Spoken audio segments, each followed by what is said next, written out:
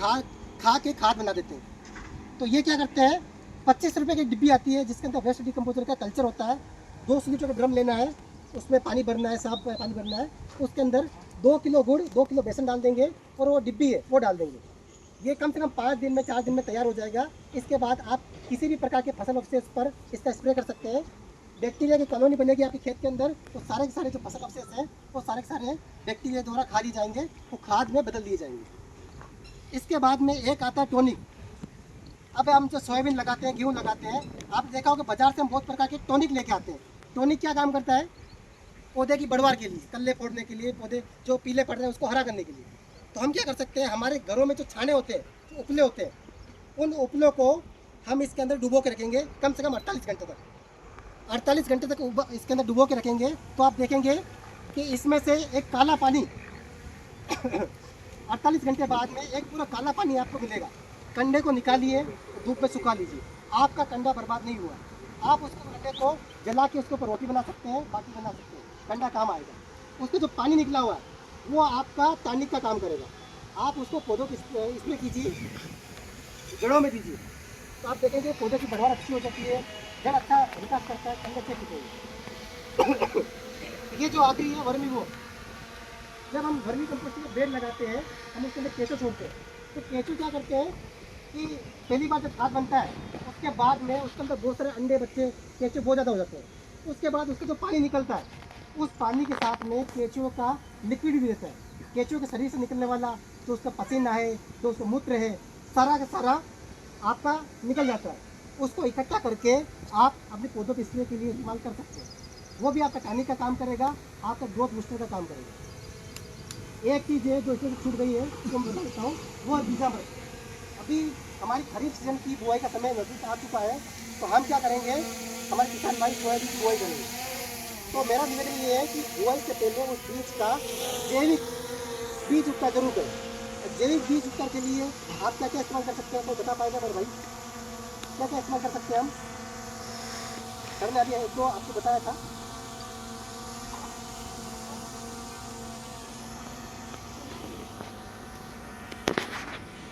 हो रही है तो हमें फसलों का चुनाव भी हमें उसी प्रकार से करना होगा कि जो कम दिन में हमारे आ जाए, कम पानी में हो जाए।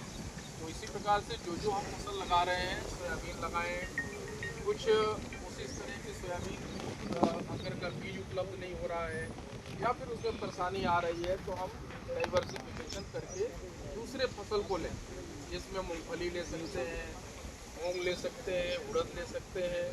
आप चाहें तो जो मोटे अनाज के क्रम में जैसे कोदो ले सकते हैं, कुट्टी ले सकते हैं, इनका प्रयोग आप अपने खेतों में करके और फिर जो है अपने उत्पादन को भी अच्छा कर सकते हैं सोयाबीन के मुकाबले।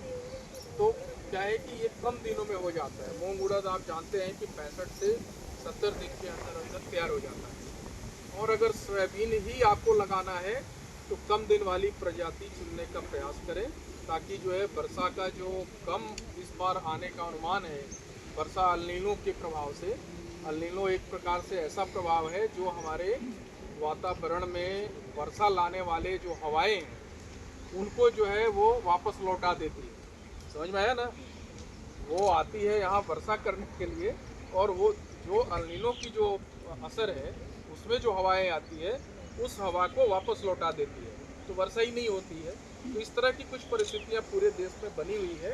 कुछ जगह पर जो है कम है, कुछ जगह पर ज़्यादा है।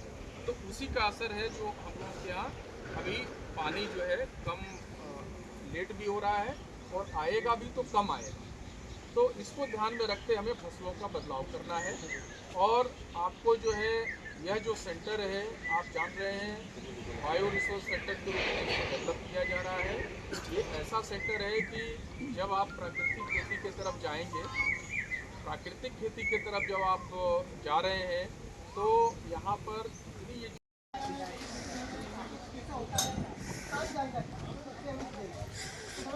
ध्यान सुनिएगा, क्योंकि ये कहेंगे मेन फसल वाला यही बताओ।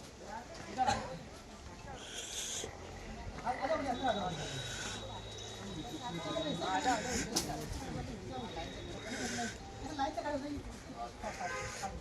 ऊपर आ जाओ, इसके खड़े हो। हाँ, अभी यहाँ समझाते भी जाओगे ना अपना अमित जी यहाँ पे खड़े हैं, वहीं से वो जानकारी दे देंगे।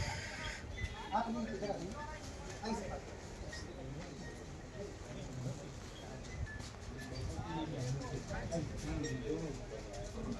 ये है वर्मी कंपोस्टिंग की प्रैक्टिकल यूनिट।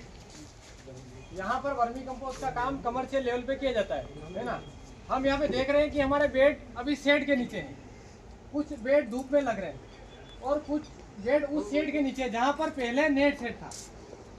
तो हमारा उद्देश्य ये है कि जो वर्मी कंपोस्ट बनता है वो आप ओपन शेड में भी बना सकते हैं, नेट शेड में भी बना सकते हैं और चद्दर शेड में भी बना सकते हैं।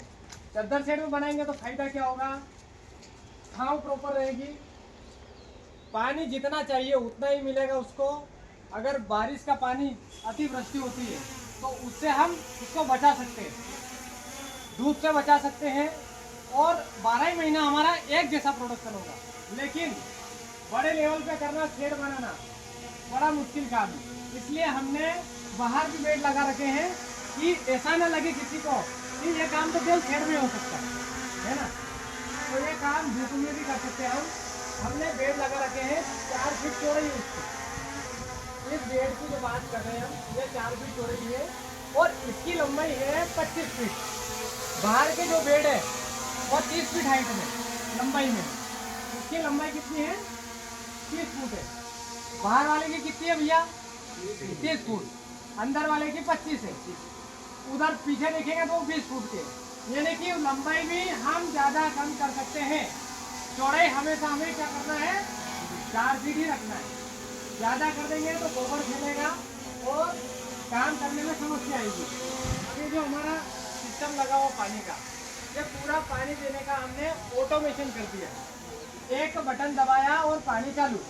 पहले हम नलिया से काम करते थे, हर बेड को नली से पानी पिलाना, यानी सुबह से शाम 3 लेबर केवल पानी देते। उस झंझट को कम करने के लिए हमने यह फव्वारा लगाया और फव्वारे में भी अलग अलग वेराइटी आती है कि स्पेशल वर्मी कंपोस्ट के लिए कौन सा फव्वारा लगा है ना। हरा पीला गोबर है, कैसा ही डालना है। हरा पीला गोबर डालने के बाद में 10 दिनों तक पानी चलाना है। कितने दिनों तक, वो इसलिए क्योंकि इसमें मीथेन गैस रहती है। मीथेन गैस क्या करती है, गोबर को बेडों को गर्म करती है। जब पानी जाएगा अंदर तो गैस बाहर हो जाएगी। गैस जब बाहर हो जाएगी तो गोबर अपना ठंडा हो जाएगा। ठंडा इसलिए करना है क्योंकि जो केचुआ है, जो छोटा सा जीव है, वो क्या है बड़ा नाजुक रहता है, तो इसको गर्मी बिल्कुल भी पसंद नहीं है। 24 डिग्री टेम्परेचर में अच्छे से काम करता है, इसलिए पानी से अच्छा इसे ठंडा करना है। ठंडा करने के लिए 10 दिनों तक पानी चलाना है। 10 दिन 12 दिन में ये हरा पीला गोबर है, कैसा ही डालना है। हरा पीला गोबर डालने के बाद में 10 दिनों तक पानी चलाना है। कितने दिनों तक, वो इसलिए क्योंकि इसमें मीथेन गैस रहती है। मीथेन गैस क्या करती है, गोबर को बेडों को गर्म करती है। जब पानी जाएगा अंदर तो गैस बाहर हो जाएगी। गैस जब बाहर हो जाएगी तो गोबर अपना ठंडा हो जाएगा। ठंडा इसलिए करना है क्योंकि जो केचुआ है, जो छोटा सा जीव है, वो क्या है बड़ा नाजुक रहता है, तो इसको गर्मी बिल्कुल भी पसंद नहीं है। 24 डिग्री टेम्परेचर में अच्छे से काम करता है, इसलिए पानी से अच्छा इसे ठंडा करना है। ठंडा करने के लिए 10 दिनों तक पानी चलाना है। 10 दिन 12 दिन में ये